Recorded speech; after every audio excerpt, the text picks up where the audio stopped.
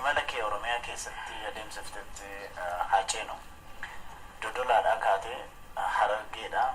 sana booda Waliso mee eessarra haa kaanu dodolaarra haa kaanu dodola uummata akka malee baay'ee sodaadeen ture uummanni akka malee waan bahee tureef agartee biyya kana faasilitiin uummata hammachuu danda'u baay'een jiru Hararlee gaarii ka dodolaa xiqqaa ture bakki garuu nagayaan kan xumurre marii bal'aadha goone marii haala bulchiinsaa irratti haala ce'umsaa irratti kan ka'e tokko gaa dodola irratti kan ka'e kan saffisaan mootummaanis furuu qabu Arsii Lixaa fi Baalee lafti gara 40 gahu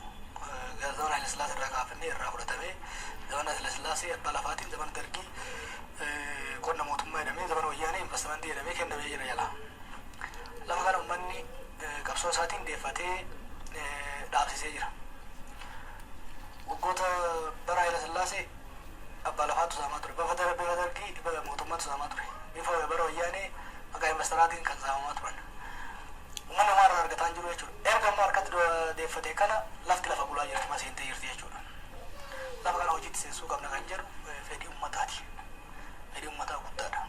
Lafa kana bifa kamiin gara hojiitti seenuu qabna kan jedhu qaleessa sama fakkeenya jaarsota Baalee wajjin asitti ol geenye mari'achaa turre. Achittis manguddoota wajjin mari'achaa turre.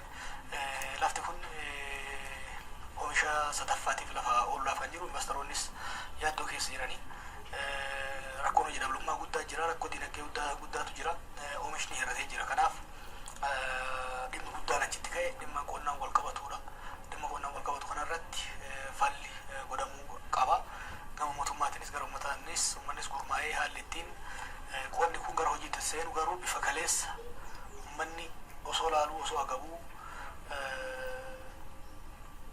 namni biraa irraa fayyadamu osoo hin ta'in haalli uummata naannoo sanii fayyadamaa gochuu danda'uun gara oomishaatti ittiin deemamu